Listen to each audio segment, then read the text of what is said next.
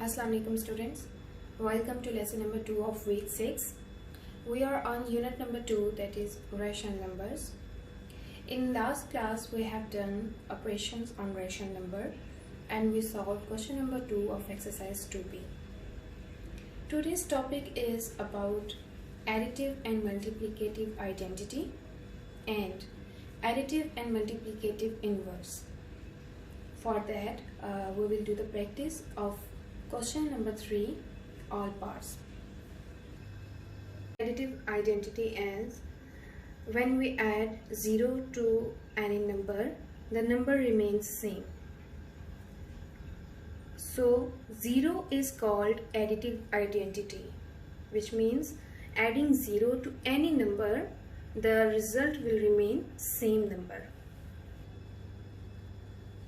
So we can say that 0 is an additive identity. Let's take a general number a, which is a rational number. So when we will add 0 to that number, you can see a plus 0 remains same number a, or 0 plus a remains the same number. Let's have a look on example. So when we will add 0 to this number, that is 1 by 5 plus 0, the answer will remain same, that is equal to 1 by 5. So here 0 is our additive identity, which is added to the given number, that is 1 by 5, and the number remains same after the sum. This is called additive identity. Now we will see that what is an additive inverse. The sum of a rational number and its additive inverse is the additive identity, and we know additive identity is 0. Now let's have a look on additive inverse. Every number has a unique additive inverse. Let's have a look at what is an inverse. If we have a number a, then its additive inverse will be minus a. But if the number is negative, for example we have minus b, then additive inverse will be plus b. So sum of a number and its additive inverse gives us the additive identity. For example, look at the first example. We have a number a and we add its additive inverse, which was minus a. So plus a minus a will be cancelled and we will get answer as 0. So we can say in any number, adding the inverse of that number will result into additive identity. Let's take a number 5. If we add in 5 minus 5, it will result into 0. Because 5 plus minus 5 minus 5 equals to 0. Now we will see what is multiplicative identity and multiplicative inverse. As we have learned that additive identity is 0, adding 0 to any number, the number remains same. Now for multiplicative identity, we will see by which number we will multiply such that the number remains same. So that number is 1.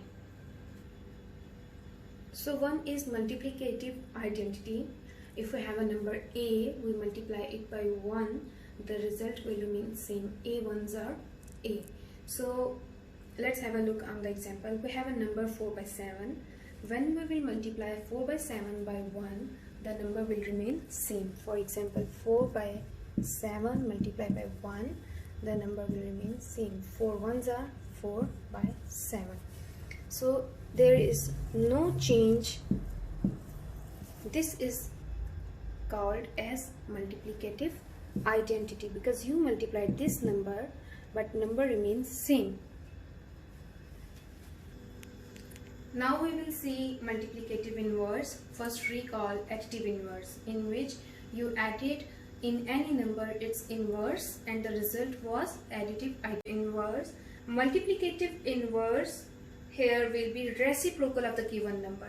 For example, if we have a number 2, its multiplicative inverse will be 1 by 2. If we have a number 2 by 3, taking its reciprocal, we will get 3 by 2. So this 3 by 2 is its multiplicative inverse. Now, the product of a number and its multiplicative inverse gives us multiplicative identity, that is 1. So if let's take this example, we have the product of a number. Let's say the number is 2 and its product with its multiplicative inverse, which is 1 by 2, will give us multiplicative identity, that is 1. Why? Because this 2 cancels this 2 in the denominator and we are left with 1. Same in this example, if we have 2 by 3 and we multiply the given number by its reciprocal, 3 will be cancelled by 3, 2 will be cancelled by 2. So we are left with 1, that is multiplicative identity. Let's start exercise 2b on page number 26. Question number 3 is write down additive and multiplicative inverse of given numbers and also show the working how number and its inverse gives us the respective identity. First part is minus 7. Since this number is negative, so its additive inverse will be positive number.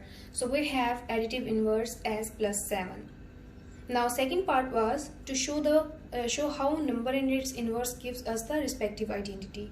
So we have shown here that minus 7 plus 7 will result into 0, and we know that 0 is an additive identity. So we have proved the second part. Now multiplicative inverse of minus 7, we know how to take multiplicative inverse, we take the reciprocal. So minus 7's reciprocal is minus 1 by 7. First part is done. Second is to show how number and its inverse gives us respective identity. So we will multiply the number and its product, that is minus 7 and minus 1 by 7. Minus 7 will be cancelled by minus 7 in the denominator and the result will be 1. And 1 is a multiplicative identity.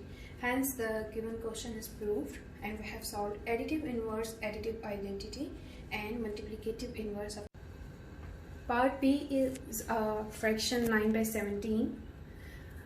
It is a positive number. Its additive inverse will be minus 9 by 17. Second part is to show that a number and its inverse gives us the respective identity. So the given number and its inverse will give us 0 because this will be cancelled, and 0 is, we know, additive identity. Hence we have proved the second part. Now coming to the multiplicative inverse. Multiplicative inverse of 9 by 17 means we have to take the reciprocal. So 9 by 17 will be converted to 17 by 9. This is the multiplicative inverse. Now coming to the second part of the question, that a number and its multiplicative inverse will give us multiplicative identity. So when we will multiply 9 by 17 by 17 by 9, it will be cancelled by like this and we will be left with 1. And we know 1 is a multiplicative identity. Hence we have proved that number and its inverse gives us the respective identities. Some of the parts of this question are also solved in the worksheet, and you have to complete the whole worksheet and all the parts of question number 3 from A to I.